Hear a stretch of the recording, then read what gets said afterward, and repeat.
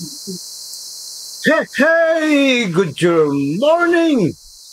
Mr. Juror po, Dr. Sixto Kit Gilatis Lagare, PhD, Public Administration, Honoris Causa. Sa ngalan ng kalayaan at demokrasya, dinilig ang lupang hinirang ng luha, pawis, dugo ng ating mga ninunong katipuneros. Maging ang kanilang buhay, hindi po sila nag-aatubiling ialay kung kinakailangan. Tagumpay naman ng himagsikan, hindi po ba? Napalayas ng mga naghahari-hariang mga Kastila.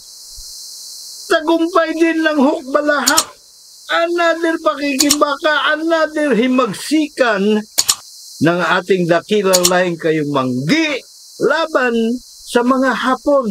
Napalayas din ng mga dayuhang Hapon. Ngunit, paano nangyari na nakapaghari-harian pa din at ang masaklap, sarili nating kababayan, si Apo Marcos. Kaya muli na namang lumabas sa lansangan upang maghimagsikan tayo na mismo sa atin pong henerasyon upang suportahan ang RAM-YOU na pinangungunahan nila noon ay Ministro Juan Ponce Enrile, General Fidel Valdez Ramos, Gringo Hunasan at iba pang mga dakilang nasa sandatang lakas ng Pilipinas. Naging bantog pa nga sa buong mundo ang ginawa nating peaceful revolution. Mapayapang revolusyon o paraan ng pagbabago. Na ibalik daw ang demokrasya sa ating bansa. Iyan naman ang hindi totoo. Kabalintuanan po yun. Bakit nga ba? Ayan po, atin po subukang ipaliliwanag sa inyo, no? Dahil sa totoo lang, hindi pa po tayo nagkaroon ng demokrasya sa ating bansa. At best, ang meron tayo ay isang huwad na demokrasya lamang po. Para lubusan po nating maunawaan, kilatisin po natin ang kaso na 34 counts of felony laban po kay dating Pangulo at ngayon ay incoming President na naman ng United States of America, si Donald Trump. At syempre, ihahambing po natin sa kasong pandarambong ni dating Defense Minister na naging Senate President, EDSA hero na si Juan Ponce Enrile, no? Ano na ba kayo? Umpisa na po natin. By the way, si Johnny Enrile po ay kasalukuyang presidential advisor naman siya ni PBBM. Nakita niyo kung paano maglaro ang tadhana. Isa siya sa namuno para mapatalsik ang tatay. Ngayon naman, dito naman siya nagsusumipsip sa anak. Kasi Pangulo Diba? Para ma-absuelto siya sa kanyang mga kaso. Okay, tara. Marso po at 30, 2023. Ito pong Manhattan Grand Jury, Grand Jury po ito, ay naglapag ng indictment laban kay ex-President Trump na siya noong mga panahon yun. Ang Grand Jury ng Manhattan ay binubuo ng 23 kataong mga pagkaraniwang Amerikano na nagsipag-apply para maging bahagi ng Grand Jury at matapos po sila matanggap, siyempre inuusisa ang kwalifikasyon. Sila ba 18 anyos? Pataas, siyempre. Sila ba ay mga American citizen? Sila ba ay marunong bumasa at sumulat? At kapag sila ay kwalipikado, yung application po nila, ilalagay po yun sa papalitan na lamang sila ng security ID number. Pagkatapos ng termino ng kasalukuyang grand jury, irarapol po yung mga pangalan ng sipag-apply. At doon kukuha ng 23 katao. 12 ang kailangan boto for indictment o kaya ay Bill of Health. Bill of Health. Legal na health. Ibig sabihin, yung inaakusan nila ay walang kaso.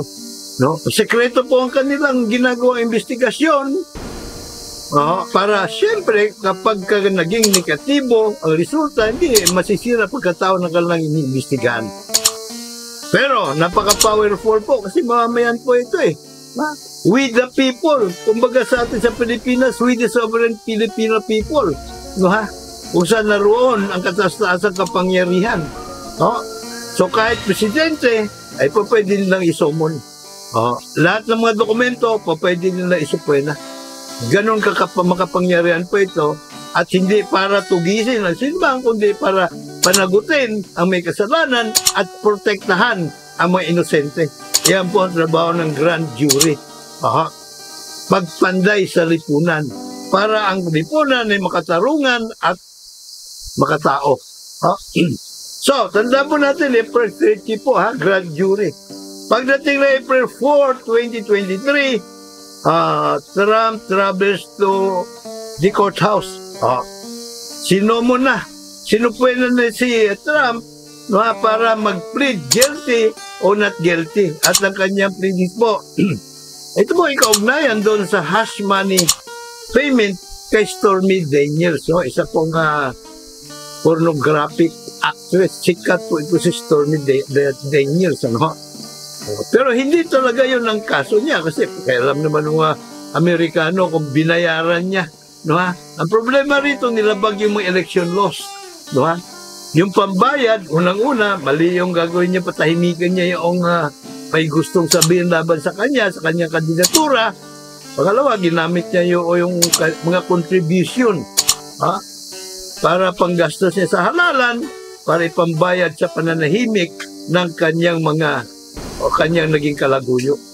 Parang napilitan pa yata ito si Stormy Daniels, maliit daw eh. Nalilitan sa pagkatao ni Trump eh. Maganda lalaki si Trump pero kumbaga boy sili, pambihira parang si Kwan sino ba yun? May boy sili din sa atin ano ba yun, Robin? Anyway, bilis lang, di ba? March 30, April 4. So, 30 March, April, next month na kaagad. Kumbaga, 4 na araw lang. Pinatawag na siya para i-arraign. Pagkatapos, after a month, May 24, ito pong si Judge Merchan ay tinakda na yung pagdinig sa March 25, 2024 para sa criminal trial. So, May 24, nagit isang buwan lang. Itatakda na sa March 25. Sandali muna. Ayusin po natin. Ang trial ay nakatakda sa March 25, 2024. So, May 2023, ang order. So, ibig sabihin, binigyan si Trump ng ilang buwan. Gano'n naman talaga ang kalakaran sa jury justice system. Pagkatapos ng arraignment, at least 7 buwan nang ibibigay doon sa akusado para paghandaan ng kanyang depensa.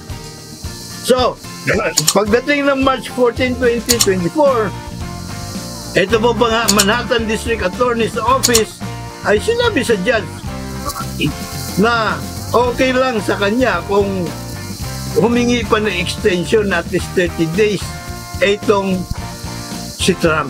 At yun nga nangyari. Kaya noong March 25, nag-order na naman si Judge Merchan na ang paglilitis ay magsisimula doon po sa April 15. Ang umpisa po nito ay jury selection. So kung napapansin nyo, mga kaitsapuera, sa loob ng ilang buwan na hindi pa nagsisimula ang paglilitis, wala pa pong selected na mga jurors. Ibig sabihin, wala pa pong magagapang. Kung gustong manggapang ni Trump, katulad ng paggapang niya kay Stormy Daniels, hindi niya magagawa yun. Ala pa po siyang gagapangin na mga jurors. April 15, 2024, ang first kauna-unahang criminal trial na involving dating US President, abay, nagsimula na, no ha? 12 oras. 12 oras. No, hindi. Inumpisa na ang pagbuo ng 12 kataong trial jury. April 16, ito po ay pangalawang araw ng Trump trial. So sa pangalawang araw, 7 mga jurors pa lamang ang pasok na. Ha? May upuan na doon sa 12-man jury. Ano ho? At ito ay kailangan pa siyempreng buuin yung 12 plus yung kanilang mga alternates. No, may alternates. No, kasi pagdating ng may pangangailangan, may juror na halimbawa, kung ano man dahilan ay kailangan mag-excuse me, may pamalit. Ito mga alternate jurors, no, mga kaitsapuera, andun din sa korte. Pag-umpisa ng paglilitis, nandun din sila. Nakaupo, hindi doon sa jury box, pero may doon na sila sa gallery. At nagtitake note din at nakikinig ng mabuti. Para ready sila for any eventuality na sila ay ipapalit doon sa for whatever valid and legal reason.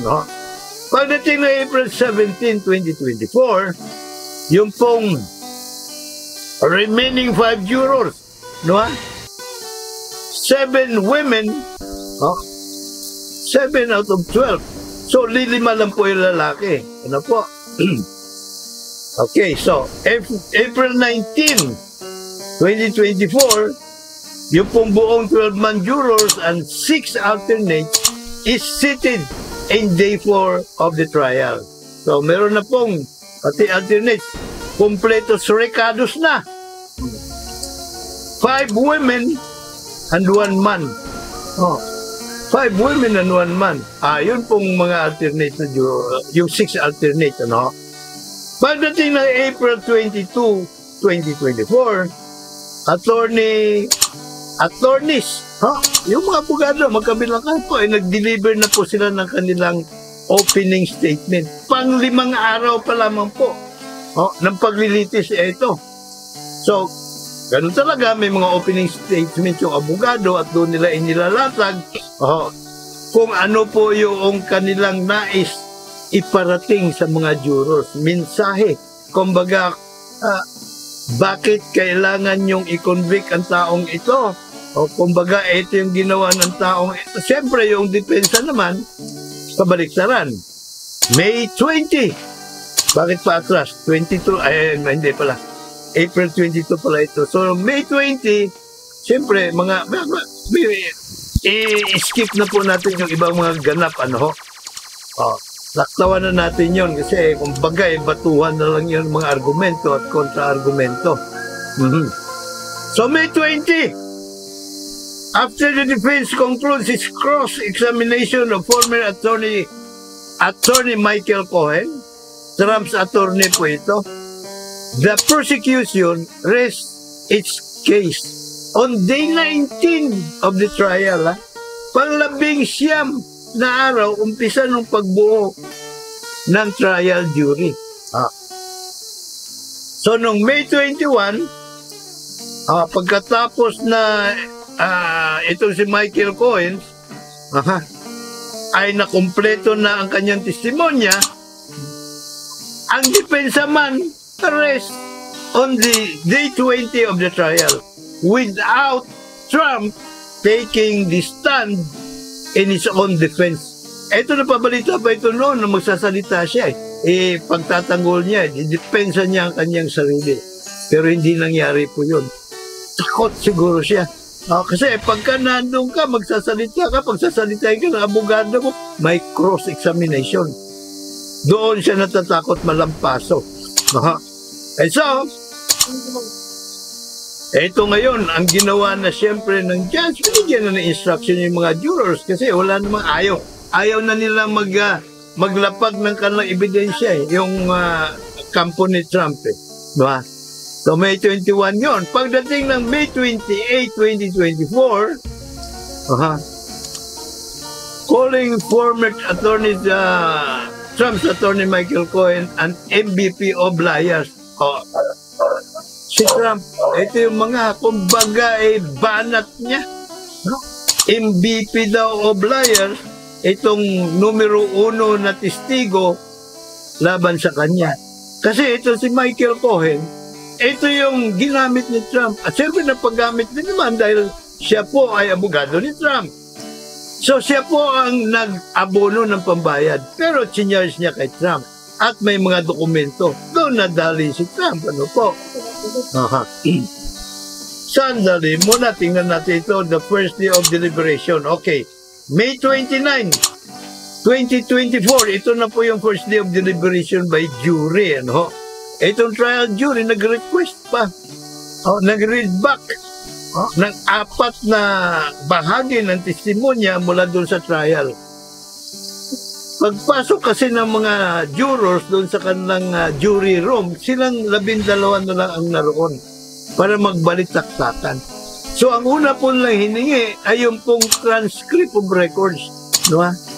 Ano ba tawag doon? Transcript of records nga ba yun? Ng paglilitis para masuri nila mabuti at huwag sila magkamali. So, pagdating ng May 30, after the end of the second day of deliberation, pagkatawang araw ng kanilang balitaktakan, the jury finds former President Trump guilty on all 34 counts. In his Mahasmani trial, marking the first time in history that a former U.S. president has been convicted on criminal charges. Judge Juan Merchan sets Trump's sentencing for July 11. July 11, 2024. At syempre, maraming batuan dyan ng mga bla bla bla bla bla bloom. No? Ang unang-unang sinabi ni Donald Trump, this was a rigged, disgraceful trial. Ito pong kanyang pinangalandakan sa mga reporter. No? I'm a very, very innocent man. Anya, pagdating naman ng May 31, kinabukasan, 2024, si President Joe Biden, kasalukuyan nakaupong presidente, hanggang ngayon, pero malapit na siyang palitan na naman uli ni Trump. Responding to Trump's convictions, says the American principle that no one is above the law was reaffirmed. Donald Trump was given every opportunity to defend himself. Pero siyempre, hindi niya dinipinsa ng sarili niya. Siya alam niya na wala kabagay-bagay ang kanyang depensa. That's how the American system of justice works. And it's reckless. It's dangerous. It's irresponsible for anyone to say this was rigged just because they don't like the verdict. Ito yung patutsada naman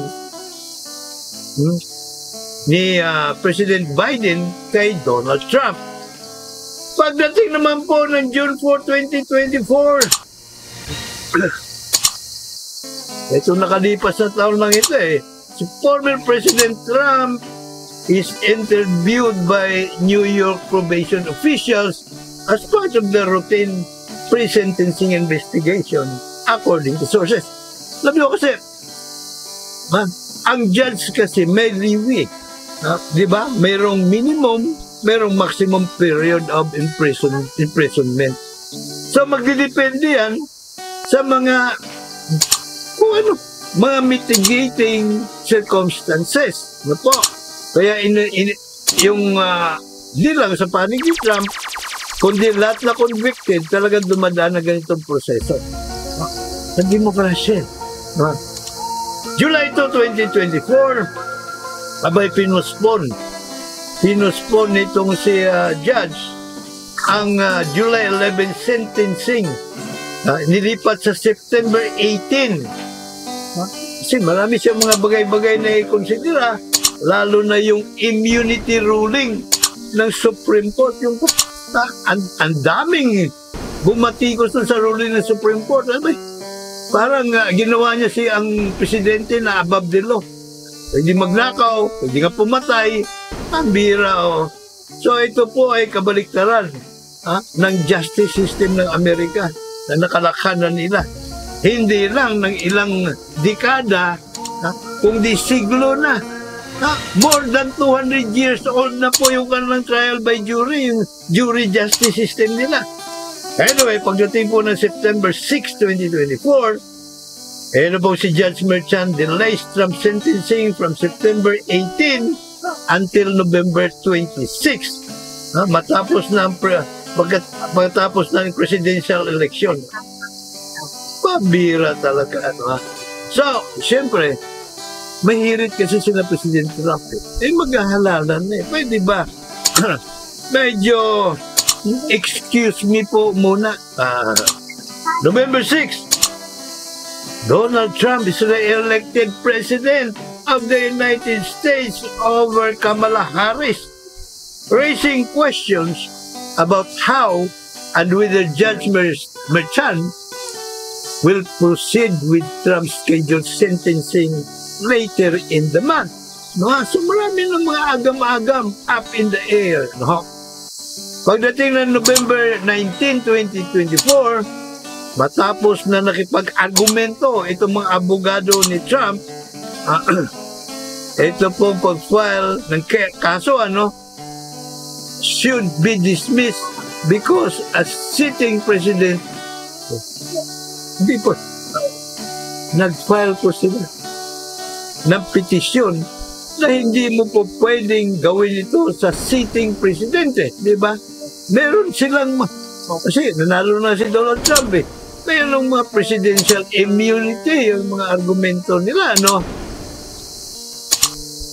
Pero hindi naman sila nag-object na yung kaso ni Trump ay muling buhayin pagka siya ay natapos na yung kanyang termino. Anyway, January 3, 2025, Judge Merchan orders Trump to appear either in person or virtually for sentencing in New York on January 10 and indicates that he intends to sentence the president-elect to an unconditional discharge, avoiding prison, fines, or probation, out of respect for the presidential immunity doctrine ng Office of the President. Sabi niya, hindi kung sino yung nakaupo ron, kundi yung opisina. Iyon ang kanyang nire-respeto. Anyway, lumabas nga yung desisyon na at yun nga ang nangyari, unconditional discharge. Pero siyempre yung conviction, hindi na mabubura yun. At hindi rin maaring baliwalain yun ni Judge Juan Merchan sapagkat yan po ay hatol ng trial jury ng we the people ng mga Amerikano. Napaka-sagrado po ng karapatan ng mga Amerikano bilang kataas-taasang kapangyarihan. So wala pong batas at hindi maaaring gagawa ng batas para yun ay baliin, para alisan mo ng karapatan ang mga soberanong mamayang Amerikano. Dito lang naman sa atin, alagang babuyin, no? Ang ating mga karapatan. Bago natin kilatisin naman ang kaso ni Johnny Ponce Enrile, sandali po muna. December 2018, the Supreme Court affirms its August 2015 decision allowing Enrile to post bail due to humanitarian considerations. Matanda naman kasi talaga si Mang Juan, hindi po ba? October 4, 2024, the Sandigan Bayan 3rd Division finds Enrile Reyes Napoles not guilty in the plunder case, saying state prosecutors failed to prove their guilt beyond reasonable doubt. Ay nako po, dighay. Bayan. So malagang punto po rito unang-una. 204 po. Nangyari ang krimen na ito. Nadesisyonan October 4, 2024. Ilang taon po? 28 anyos. Tama po ba? Ay, teka, dali mo na. 20 anyos. Kasi 2004, so ibawas mo sa 2024, 20 anyos. 2 dekada po. Pero, idagdag pa natin yung pong in the beginning, hindi, tama na nga pala, 2004 po pala ito nangyari ang krimen. So siya po ay nasampa ng kaso 2014. 10 taon. Pagkatapos another 10 taon, na-dismiss. 2 dekada. Doon kay Trump, simula nang inimpanel yung trial jury, ilang araw lamang po. Isang buwan at kalahati. Isang buwan at kalahati. Tapos, ang kaso. Ay dito, 2 dekada. Alam niyo kung jury justice system ang uso sa atin? Noong 2004 pa lang, na-discover na itong kaso na ito. Sapagkat lahat po ng mga mamayan ay mayroong patriotikong obligasyon na pandayin ng ating lipunan.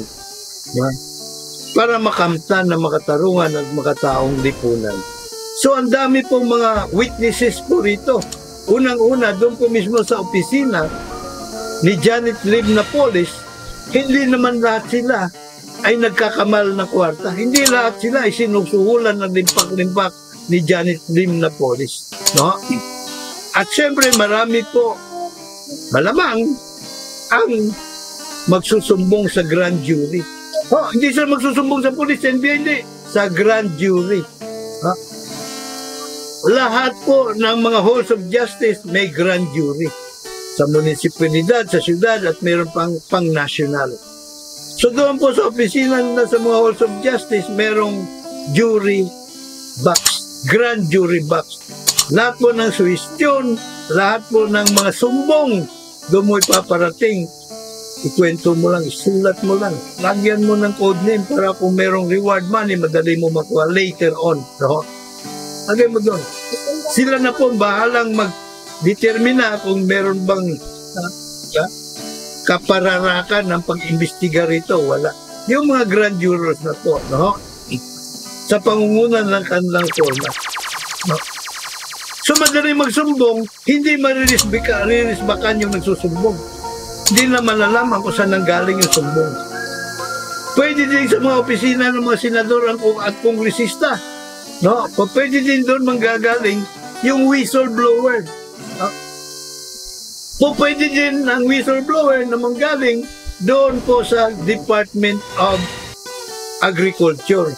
Kasi proyekto po ito ng DA. Diba? O pwede din sa mismong sa Department of Budget Management manggagaling yung magsusumbong. At siyempre, doon sa mga staff po ng mga senador, senatong at congressman, maaari din doon magagaling yung whistleblower. Kasi obligasyon na nabagsa sa atin eh. As a matter of fact, dahil po na nag-aaral, nanunumpa pa tayo na maging masunurin sa batas. At isa, paglilingkuran ko ang aking bayan ng walang pag-iimbot at ng buong katapatan. Yung mga kawani ng gobyerno, meron pa sinumpang tungkulin yan. Na ako po ay magsasalita sa oras na ako may mahagila o mapag-alaman na anomalya sa opisina ng aking pinaglilingkuran. Ha? So, marami ang panggagalingan. Pati yung mga halimbawa, kapitbahay ng mga congressman, o mga senatong, o maaari may nakaaway sila doon, na maaari sa isang umpukan, no? Halimbawa, yung anak niya, asawa niya, nagyabang, dami kong pera eh, gusto mo, bilhin pa kita eh. Diba? Magaling yata magnakaw ng aking asawa. So, pati po yung mga yon, lifestyle check. Buong sambayanan. Lalo na siyempre mga kapitbahay ng mga senatong at congressman, no, ha? Yan po yung lifestyle check. Yung po naghahatid sa kanila ng pagkain, yung mga riders, o yung mga sinasakyan nilang mga grab, minsan-minsan, yung kanilang mga driver, mga house helper, no, ha? Mga maids po na, labandera. Posible po na itong manggagaling ng whistleblower. Yan po ang beauty ng hukuman trial by jury. Pagkatapos tatagal-tagal ng kaso. At siyempre pa, malaki ang posibilidad na pinalabnaw nila yung mga ebidensya. May nabalitaan na ulinigan pa nga ako para may binawi pa yung Office of the Solicitor General na mga dokumento o testimonya. Bagay na hindi factor sa hukuman trial by jury kasi mga mamamayan po ito. Ang mga grand jurors po ay mga mamamayan. Hindi po ito namamanipulat na sa sindikato ng kahit na sinong pagsupilato sa gobyerno kahit pa digonggong ang kanyang pangalan, kahit pa Gloria Macapagal ako yung kanyang pangalan. Hindi niya kayang sindikatuhin. Ito mga grand jurors. Ganon din ito mga trial jurors. No, ha? Hindi nga nakilala kung sino-sino itong mga to. At siyempre, kasama po sa proseso kalakaran, may mga secret service agents na nagsasyado po rito sa mga jurors. Pati pamilya nila to ensure their safety at pasiguraduhin na rin na wala pong nakakalapit sa kanila para sila ay manipulahin o sindikatuhin. At kapag nangyari ang ganon, obligasyon po ng juror na magsumbong sa judge. At ang judge, obligasyon niya, ipatawag, paimbestigahan yung taong kumakusap doon sa trial juror. Kasi vulnerable na naman dito yung trial juror eh. Kasi pangbaga palabas-masok sa kalsada, doon sa korte nakikita sila. Pero yung mga grand juror, hindi mo makikita yan dahil bawal nang pumasok. Ang sino mang, kahit na abogado nga nang iniimbestigahan na, hindi pwede pumasok doon sa grand jury room eh. So talagang safe, tago ang kanilang pagkatao. Yung sinasabi na baka suhulan dahil kurakot daw ang ating kultura. Panginoon, patawarin mo sila at di nila alam ang kanilang mga sinasabi. Imposible po, sa di lang imposible na mangyari iyon. Imposible. Kaya huwag niyong paniniwalaan po yung mga yun. Malamang yung mga nagsasabing ganon ay kahanay nung 0.1 o 1% ng mga naghari-hari ang kawatan mga sa pamahalaan na nagbabalat kayong politician. O kaya yung kanilang mga trolls. Yan ang naman ang ayaw sa hukuman trial by jury. Diba? Yung mga yon. Kukunti lang sila. Tayo ang dami-dami natin. 99.9% po sa atin nasa hanay ng mga Pilipinong itsapwera. Ano sila mananalo sa atin, dito ba? So yan po, nakita na po ninyo ang pagkakaiba, malaking pagkakaiba ng hukuman trial by palakasan na meron tayo at hukuman trial by jury na pandemokrasya. Opo, ang hukuman trial by palakasan for all intent and purposes ay pandiktadorya, pangkomunista din po ito. Ang talagang tunay na pandemokrasya hukuman ay hukuman trial by jury of the people, by the people, for the people. Sapagkat po ang demokrasya sa maikling pakahulugan ay government of the people, by the people, for the people. At bilang sovereign people, meron po, kumbaga nasa atin yung kataas-taasang kapangyarihan. Ano po yun? Karapatan na maging hurado sa hukuman trial by jury. Tayo po ang dapat na humuhusga kung yung akusado sa korupsyon, human rights violations, land grabbing, drug trafficking, at maraming iba pang mga kaungasan pinagagawa ng mga nasa gobyerno po natin ay guilty o inosente. Sa hukuman trial by palakasan po, ang mga kawatan ang siyang nag-iimbestiga. Kontrolado din po nila yung prosecution. At kontrolado nila yung humuhusga. Abay, kung hindi malaking kagaguhan, iyan, natawag niyo yan. Tingnan niyo yung kumulikotong. Sila nag-aakusa, no? Binababoy nila ang sagradong right to suffrage, to vote and be voted upon nating mga soberanong mga mamayan. Sino ang nag-aakusa? Sila din. Taga-kumulik din. Sino ang umuhusga? Sila din. Taga-kumulik din.